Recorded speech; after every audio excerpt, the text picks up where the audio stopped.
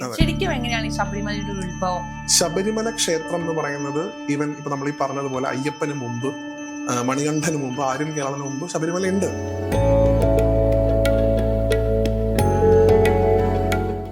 അത് കൃത്യമായി അയ്യപ്പന്റെ ജീവസമാധി സ്ഥലമാണ്.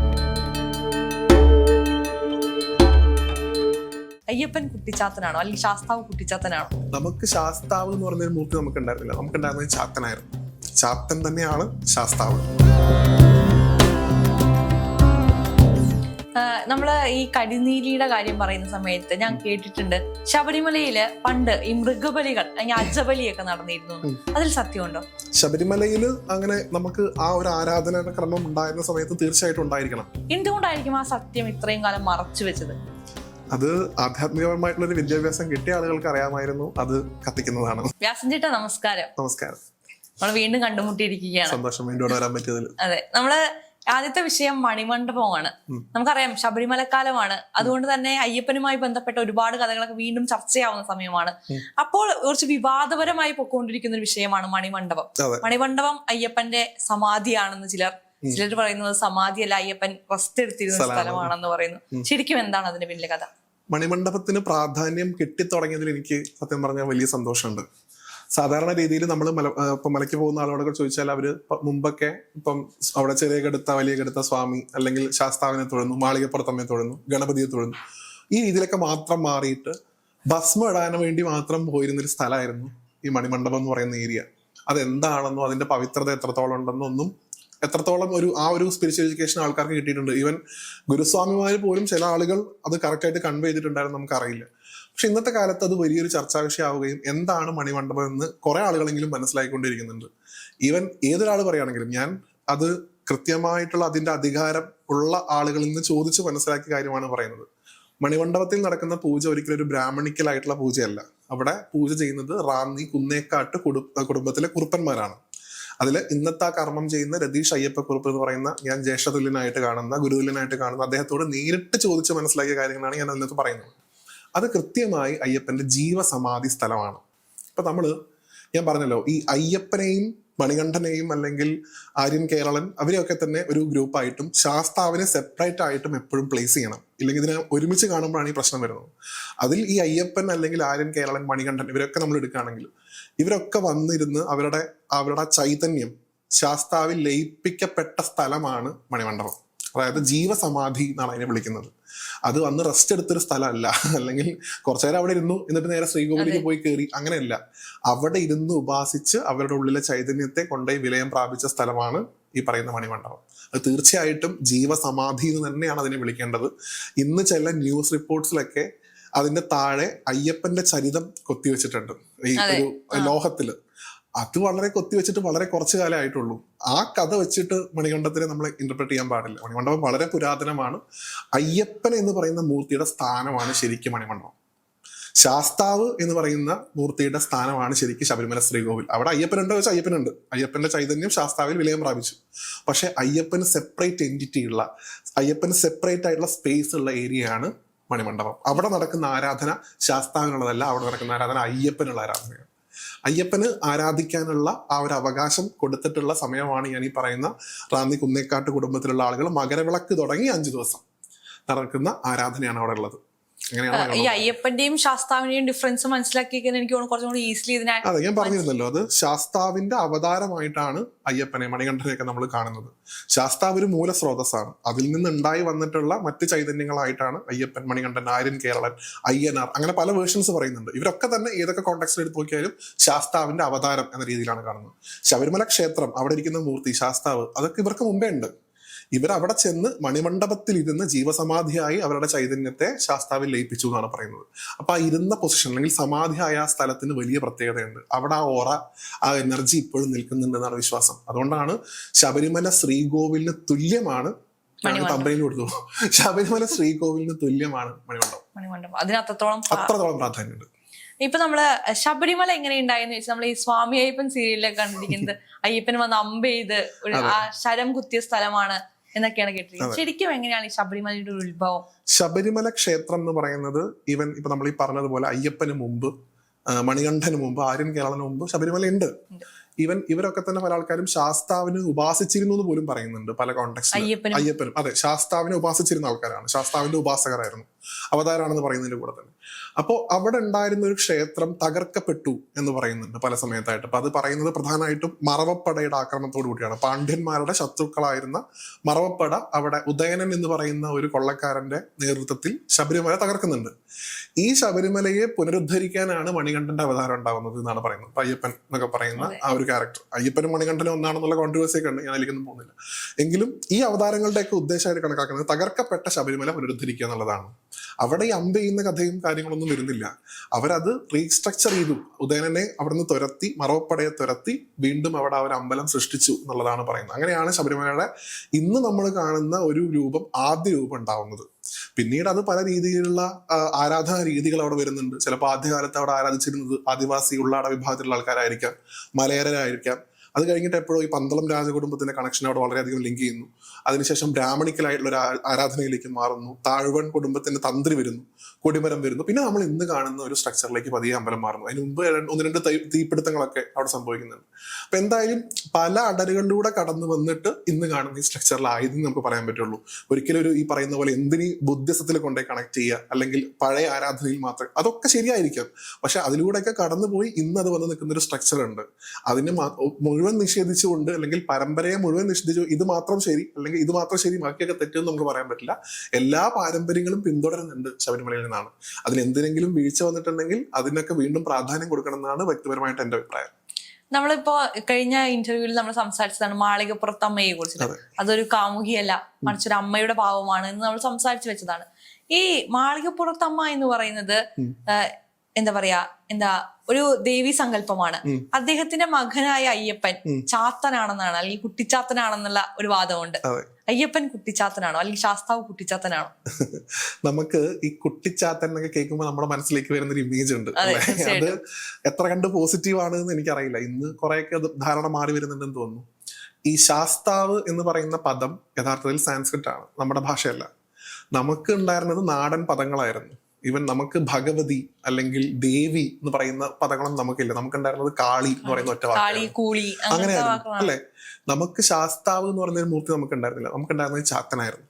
ചാത്തൻ തന്നെയാണ് ശാസ്താവ്. അപ്പൊ ഈ ശാസ്താവും ചാത്തനും തമ്മിലുള്ള ഈ ശബരിമലയിൽ ഇരിക്കുന്നത് ചാത്തനാണെന്ന് വെച്ചാൽ അവിടെ കൃത്യമായിട്ട് പല ചെമ്പോലകളിലും എഴുതിയതായിട്ട് കണക്കാക്കുന്നുണ്ട്. വൈദിക ചാത്തൻ എന്നാ പറയാ. വൈദിക ചാത്തൻ എന്ന് പറഞ്ഞു കഴിഞ്ഞാൽ വൈദിക പാരമ്പര്യം പിന്തുടരുന്ന ചാത്തൻ എന്ന് വെച്ചാൽ വൈദിക പാരമ്പര്യം പിന്തുടരുന്ന ശാസ്താവ്. വൈദിക ശാസ്താവാണ് ശബരിമലയിലെ മൂർത്തി എന്നാണ്. ചാത്തൻ എന്ന് വിളിക്കുന്നത് നമ്മൾ എന്തോ ഒരു നെഗറ്റീവായിട്ട് കാണണ്ട. ചാത്തൻ എന്ന് പറയുന്നത് ശാസ്താവ് എന്ന് പറയുന്ന പദത്തിന്റെ നമ്മുടെ നാടൻ പ്രയോഗമാണ്. നമുക്ക് അങ്ങനെയൊക്കെ പറയാനേ അറിയുന്നുള്ളൂ. നമ്മൾ സംസ്കൃതം പഠിച്ചിട്ടുള്ളൊരു ജനതയല്ല.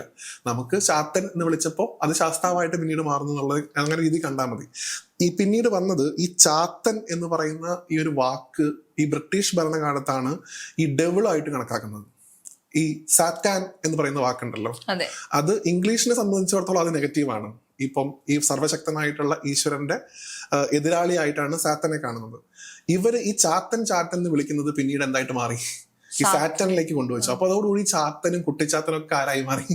നെഗറ്റീവായിട്ടുള്ള എന്തൊക്കെയോ സാധനങ്ങളായിട്ട് മാറിയെന്നാണ്.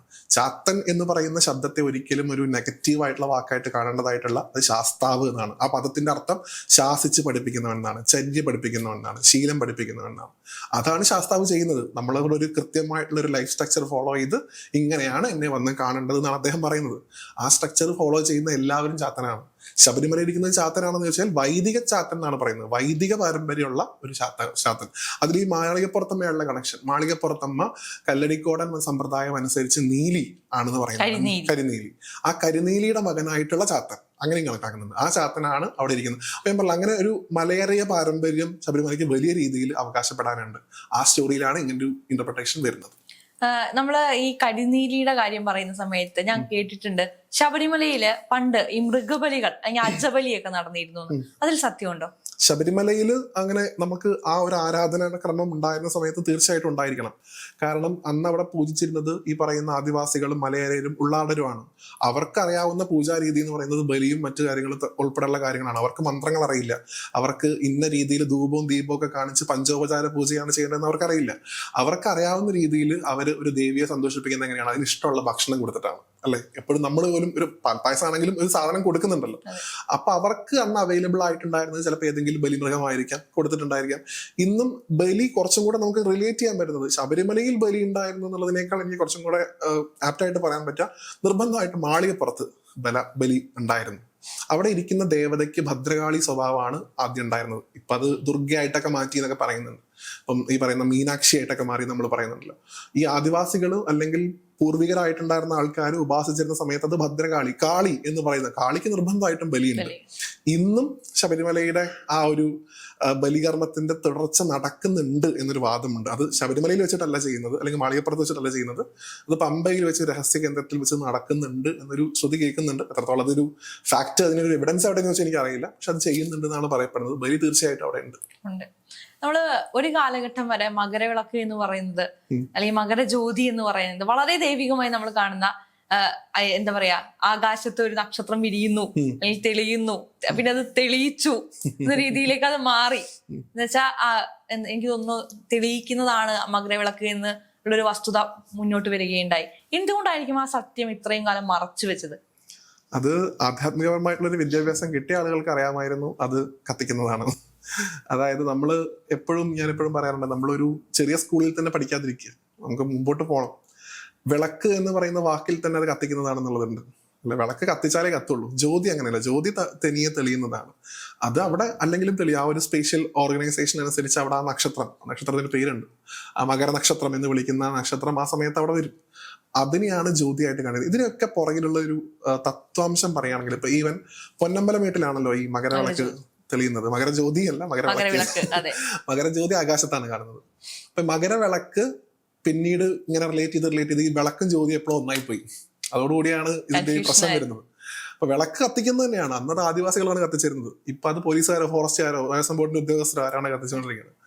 അതിന്റെ അങ്ങനെ ഈ ആദിവാസികൾ അത് ചെയ്യുന്നതിന് ഒരു കാരണം ഉണ്ടായിരിക്കുമല്ലോ. എന്തായാലും അവർ ഈ സമയത്ത് ഈ വിളക്ക് കത്തിച്ച് അവിടെ നിന്ന് കാണിക്കുന്നുണ്ട്. എന്തിനാണ്?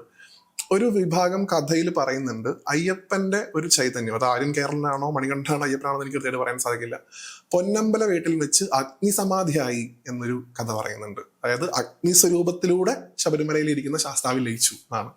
ആ അഗ്നിസ്വരൂപമായിട്ട് മാറിയതിനെ കാണിക്കാനാണ് ഇത് കത്തിക്കുന്നത്, ആ ജ്യോതി. അതായത് അയ്യപ്പന്റെ ആ അഗ്നിസ്വരൂപം ശാസ്താവിൽ ലയിച്ച ദിവസമാണ് മകരവിളക്ക് എന്നാണ് പറയുക.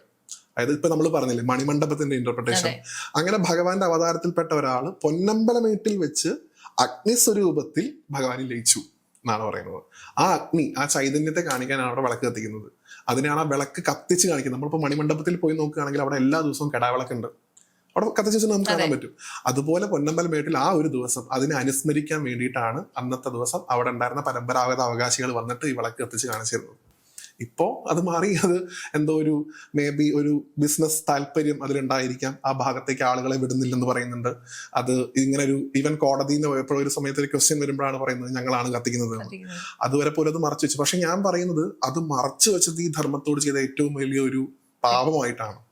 ഒരുപാട് ആളുകൾക്ക് പരിഹസിക്കാനും ഇതെങ്ങനെയാണല്ലോ ഫാക്ട് നമ്മുടെ മുമ്പിൽ നിൽക്കുമ്പോൾ അതിനെ മറച്ചു വെച്ചിട്ട്, നമ്മളൊരു സത്യം ഇങ്ങനെ പ്രത്യക്ഷമായിട്ട് നിൽക്കുമ്പോൾ അതിനെ മറച്ചു വെച്ചിട്ട് കുറെ നുണകൾ കൊണ്ട് മൂടിയിട്ട് വെറുതെ ഇല്ലാത്തൊരു സാധനം ഉണ്ട് എന്ന് കാണിക്കേണ്ട ഒരു ആവശ്യമില്ല. ആധ്യാത്മികതയിൽ ഭഗവാന് ആവശ്യമില്ലാത്ത ഒരു ക്രെഡിറ്റ് നമ്മൾ കൊടുക്കേണ്ട ആവശ്യമില്ല. ആവശ്യമുള്ളത് മാത്രം പുള്ളിക്ക് കൊടുത്താൽ മതി. ആ വിളക്ക് അവിടെ കത്തിയില്ലെങ്കിലും ഭഗവാന്റെ ചൈതന്യം അതുപോലെ അവിടെ ഉണ്ട്. ആ കത്തിച്ചതിന്റെ തത്വം പറഞ്ഞ് മനസ്സിലാക്കുക, അത് കത്തിക്കുന്നത് ഞങ്ങളാണ്, അത് ഇന്ന കാര്യത്തിനാണ്. ആ ഒരു എഡ്യൂക്കേഷൻ നമ്മൾ കൊടുക്കുന്നേ ഇല്ല. എന്തോ ദിവ്യമായ സാധനം അവിടെ തെളിയുന്നു ഈ സമയത്ത് എന്ന് പറഞ്ഞ് നോക്കുമ്പോഴാണ് ഈ പ്രശ്നം. ഇനി ഇതിന്റെ രണ്ടാമത്തെ ഒരു വേർഷൻ പറയാം. ഈ കൂട്ടപ്രാർത്ഥന എന്ന് പറയുന്ന ഒരു പ്രാർത്ഥനയുണ്ട്. അത് ഇന്നത്തെ കാലത്ത് സനാതന ധർമ്മത്തിൽ ഏറ്റവും കുറവാണ്. മറ്റ് മതപദ്ധതികളിലൊക്കെ ഏറ്റവും കൂടുതൽ നടക്കുന്നതും കൂട്ടപ്രാർത്ഥനയാണ്. ഈ ശബരിമല സന്നിധാനത്ത് ഈ പറയുന്ന ജനുവരി 14 15 എന്നാണോ മകരവിളക്ക് വരുന്നത്, ഈ പറയുന്ന മകരവിളക്കും മകര നക്ഷത്രവും അവിടെ ഉദിക്കുന്ന സമയത്ത്, അതായത് ജ്യോതിയും വിളക്കും രണ്ടും രണ്ടായിട്ടാണ് ഞാൻ കാണുന്നത്. അത് രണ്ടും അവിടെ പ്രത്യക്ഷപ്പെടുന്ന സമയത്ത് ആ സന്നിധാനത്ത് നിന്നിട്ടുള്ള ആൾക്കാരൊക്കെ തന്നെ സ്വാമിയെ ശരണമയ്യപ്പ എന്ന് വിളിക്കുമ്പോൾ അവിടെ ഉണ്ടാവുന്ന ഒരു എനർജി, എന്താ പറയുക, എക്സ്പ്ലോഷൻ ഉണ്ട്. അതാണ് ആ സമയത്ത് ശരിക്കും ഭഗവാന്റെ ചൈതന്യത്തിലേക്ക് വരുന്നത്. ഈ വിളക്കും ഇതൊക്കെ അത് ഉണ്ടാക്കിയെടുക്കാനുള്ള ഒരു എന്താ പറയാ, ഒരു അങ്ങനെ ഞാൻ കാണുന്നുള്ളൂ. ഒരു സ്പാർക്ക് എന്ന് പറയില്ലേ, ആ അതിലേക്ക് ഇങ്ങോട്ട് കാണുമ്പോൾ നമ്മൾ വിചാരിച്ചിരുന്ന ആ സത്യത്തിലേക്ക് നമ്മുടെ മനസ്സ് പെട്ടെന്ന് തിരികെയും നമ്മുടെ മനസ്സ് നമ്മൾ അറിയാതെ സ്വാമിയെ ശരണമയ്യപ്പ എന്ന് വിളിച്ചു പോവുകയും ചെയ്യുന്നു. ആ ഒരു വൈബ്രേഷനാണ് ആ മകരവിളക്കിന് ഇത്രയധികം പ്രാധാന്യമാക്കുന്നത്. ഞാൻ മകരവിളക്കിന് പോയി മലയ്ക്ക് പോയി വന്ന സമയത്ത് എനിക്ക് എന്തൊക്കെയോ കിട്ടി നമുക്ക് തോന്നുന്നത് ആ വൈബ്രേഷൻ നമ്മുടെ ഉള്ളിൽ അപ്പോഴും പോകാൻ നിൽക്കുന്നുണ്ടാവും. പോസിറ്റീവ്. അതെ അതെ, അത് എത്ര കാലം നിങ്ങൾക്ക് തുടർന്നു കൊണ്ടുപോകാൻ സാധിക്കുന്നു അത്രത്തോളം നമുക്ക് ആ ഒരു ഹാപ്പിനെസ് അനുഭവിക്കാൻ സാധിക്കുന്നതാണ്. അപ്പൊ അതുകൊണ്ട് ഇതൊക്കെ കൃത്യമായി പറഞ്ഞ് മനസ്സിലാക്കി വരുന്ന തലമുറയെ കൂടി ഇനി വിളക്കല്ലേ കത്തന, അത് കാണാൻ എന്തിനാ പോകണമെന്ന് ഒരാളും ചോദിക്കാൻ പാടില്ല. തീർച്ചയായിട്ടും പോകണം. അത് പോവേണ്ടത് ഈ തത്വം മനസ്സിലാക്കിയിട്ടാണെന്നാണ് എൻ്റെ അറിവ്. കൂടുതൽ അറിവുകളുള്ള ആൾക്ക് ഗുരുസ്വാമിമാരൊക്കെ ചോദിച്ചു കഴിഞ്ഞാൽ കുറച്ചും കൂടി ഇതിന്റെ ഇന്റർപ്രിട്ടേഷൻ കിട്ടേണ്ടതാണ്.